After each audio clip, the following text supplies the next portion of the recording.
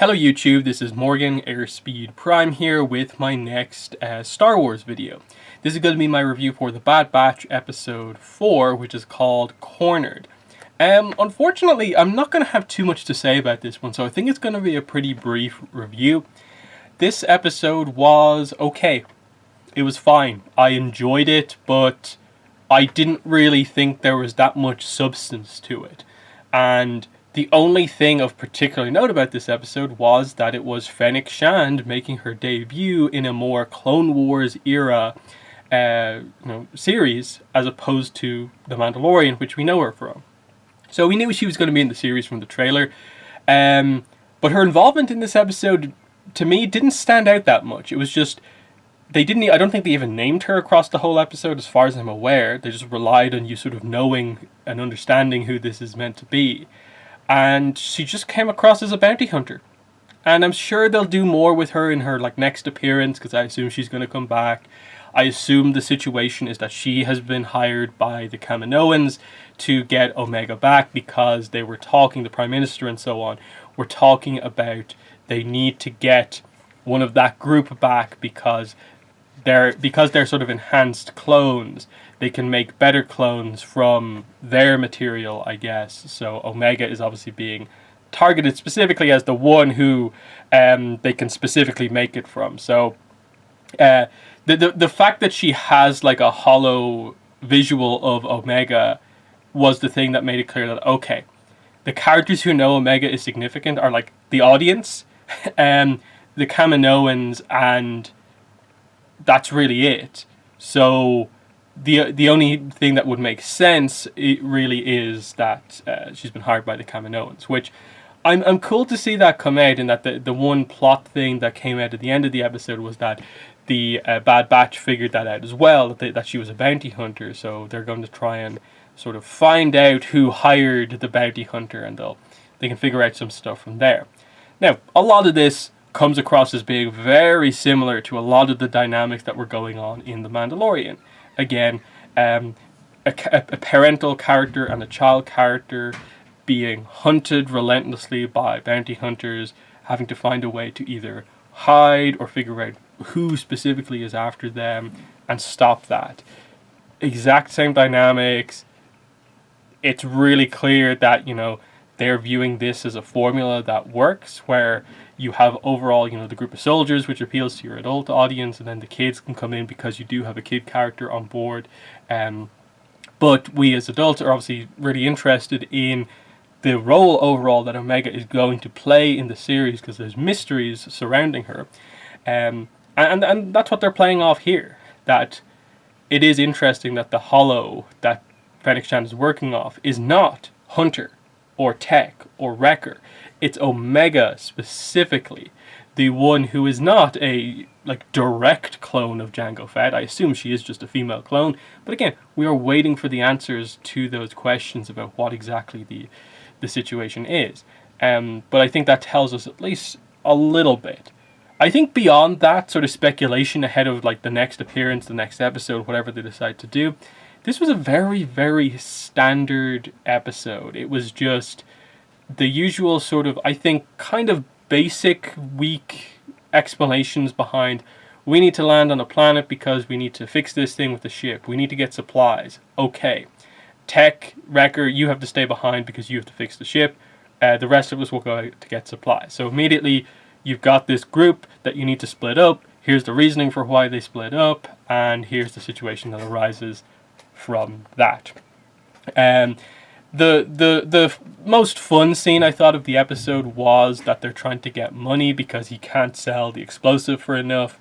So to hide Echo being a clone, he wears a full face helmet, and because he has the robotic arm, he basically looks like a droid. So the guy at the shop is kind of like, I'll pay you money for your droid. And they just play out the idea of Echo, we really need the money to get supplies. Can you please just do this? And then you can basically just walk out later on. And Echo's like, I don't like this, but fine. The only rule is just make sure you get a good price for me, because I respect myself. That was fun. That was worth devoting a minute or two of setup to, and so on. that scene definitely worked from a kind of comedic point of view. But the core of your episode is just Fennec Shand finds Omega, who wanders off a little bit, and she starts talking to her, all nice. Again, highlighting Omega is not used to sort of interacting with other people outside of the Kamino facility or the Bad Batch. So she tends to just view everyone as sort of being nice unless they're immediately hostile. So she's kind of like she trusts a stranger and sort of just walks off with her. But of course, Hunter catches on. We get Hunter versus Fennec Shand, followed on later on by Wrecker versus Fennec Shand. And this is where I'll just bring up, I thought this was kind of poorly written from a fight choreography and also just like booking the character's strong perspective. I get it, Fennec Shand is very skilled, as you know from The Mandalorian. But her making Hunter and Wrecker look silly, sort of one after the other, I thought was a little much. I get it, Hunter was caught sort of, he didn't have his like armor on, he only had the knife with him. But still, he's the knife expert, he's like the melee combat expert on the team. Why is he the one losing a hand-to-hand fight to Fennec Shand?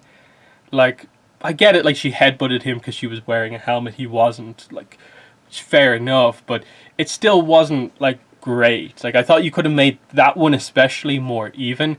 I understand comedically, Wrecker versus Fennec Shand, you are naturally going to want to go for the idea of she's sort of more small and skilled versus Wrecker, who's just big and powerful. You're always going to tend to go for the small and skilled character getting the advantage there. And so she just kind of, uses his momentum, slams him into the wall. The pipe comes out, steam comes out, and yeah, he's lost that fight. It just made him look a little bit silly. The Bad Batch is meant to be this elite squad that has unique powers, and she makes two of your more powerful fighters that you have on the team just look a bit all over the place. And again, it's not even that like she had the advantage just because she was using weapons and they weren't. They were all tending to go for hand-to-hand combat, so it's just kind of like, make it a little bit more even, come on. I get it, this is the Fennec Shand episode, but still, like it could have been, I think, a little bit more even in the way that they did it. And again, she'll come back, I assume they'll have more fights with her.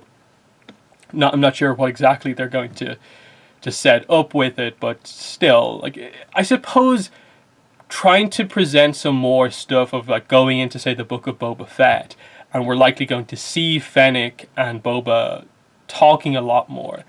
I guess her having experience around clones is actually decent setup, that she knows where he comes from. If she is in fact hired by the Kaminoans, she's familiar with them, she's familiar with the idea of clones and that he is one. That could create something quite interesting. But we didn't get a lot of it here. Like, her character, I don't think really stood out all that much in this episode, in the sense that because they didn't reveal all that much about what is actually going on with her, like they didn't specifically say who she was hired by, it just makes her seem like a bounty hunter within this episode. And it's very reliant on, who this is, and that's why it's significant. Which works to some degree, doesn't work to other degrees. That's just kind of where we're at. And yeah, the episode overall, it's just like, what did we really learn from it? Well, Fennec Shand is here now. They know they're bounty hunters after them, and that's what it seems like they're going to go into in the next episode. I guess wherever they go to next will be somewhere where they try to investigate who has hired them. And I suppose this brings up, like, okay, if they figure out that it is the Kaminoans who are sending the bounty out after them, what does that, change or not? Well, it's interesting in that they know, like, okay, it's not the Empire who are after us, but the Kaminoans are sort of working for the Empire, and how aware or not are they on that front? They might be like, maybe we can do something here. That's where I'm not sure. They need to delve into that a little bit more. But I think it just highlights the show is still at that point where the interesting stuff is more the world building stuff. The fact that on Kamino, they're thinking about stormtroopers now, replacing clones, potentially ending that deal with the planet Kamino. And that's why the Kaminoans are working so hard, potentially sending out bounty hunters, because they need to either improve their product or have a way to defend themselves if this goes wrong. So that's all fine. But where's, we need to get into that setup a little bit more. Like, are we eventually building to clones versus stormtroopers, or like Kamino allied clones against Empire allied clones? Like Rampart, Tarkin, the sort of more political side of things going on. Like, what's happening here? Because I think the problem still is that, what's the character arc for the Bad Batch? Well, Tech doesn't really have one. Echo right now doesn't really have one, because we haven't really focused on him in any particular important sense. That, like, he is now part of the Bad Batch. We saw that happen in the Bad Batch arc of the Clone Wars. But can we get some attention on this character, who was one of our more sort of noted clones, who we followed across the entire Clone Wars? Now he just sort of feels like the extra member of the team, and he's sort of a half Tech. The same with Wrecker. We still need to see him come out of his shell and do something a little bit more, which is why I'm kind of like, even though it's a theory and it's maybe people reading a little bit too much into it, it's why I like the idea of the whole headache thing potentially leading to something going wrong with his chip, because him going on a bit of a rampage, can the rest of the crew stop him? Like, it would be cool to see Wrecker be a force of nature that the others can't really stop. That would create a bit of a dynamic, and how you snap him out of it. Does he have Omega, he's about to hurt her or something like that, and he snaps out of it? That could be something to add to his character. Tech, I think, is always going to be the trickiest one to do something interesting with, because he is just the tech guy, and that's always what he does. Where does any sense of a bigger dynamic come from with him? The same goes for, Hunter. They seem to at least be playing up the fact that he seems to be like the closest to Omega, and also that as the team leader, he feels the responsibility is sort of on him for Crosshairs being left behind. So whenever that comes up again, like addressing the fact that Omega seems to know about the chips, Tech seems to know about the chips, if they talk about it, they probably could come to the conclusion that they can get Crosshairs back by extracting the chips. The problem is just, like, they need to get into more details on stuff like the chips. How do the chips exactly work within the Bad Batch on an individual level? Where can they go to get them removed? What's the situation with Crosshairs? And how does that relate to the fact that Kamino want to get Omega back? It feels like we're eventually building up to that they're going to need to go back to Kamino. And the way to do that might be that they have to, like, allow Omega to get captured. That's the only way to get back onto Kamino, and go from there. That could be interesting. That could be a pretty action-packed kind of moment to, like, trust maybe Omega to do well being captured temporarily, and then find a way to break her out at the same time as they try to get Crosshairs out. That could work. But there's a lot of build-up that has to happen there, because it seems like they're unwilling to talk about it right now. So I think it's probably going to take, as I've speculated about before, the group meeting a Rex, a Gregor, or a Wolf, one of the three clones who we know sort of, survive into Rebels. One of them to sort of get a better sense for what the situation is. Beyond that, I'm actually not really sure kind of where we're heading next. Like, I wouldn't be surprised if we had another Saw Gerrera episode and they meet up with him again, but now because they're more officially not part of the Empire anymore, we might see them team up. That actually, I think, could work at this point. But I think they are very reliant on utilizing other characters. The notable character of the week thing, rather than, I'm not sure how well an episode that is just the Bad Batch on their own can function as it is now, until some of the bigger reveals about their characters come out, or they present more character arcs for these characters. Because that's where you're, I think, suffering right now, is that this was the fear going in, that they, for the most part, I think, solved or helped people not feel as strongly about. But now that we're getting these episodes where maybe there's not as much happening, it stands out all the more that a lot of these characters are still kind of one note. We're getting more scenes with them of, like, okay, Wrecker being nice to Omega, and Hunter kind of being a father figure. That's nice and all, but what are we doing here?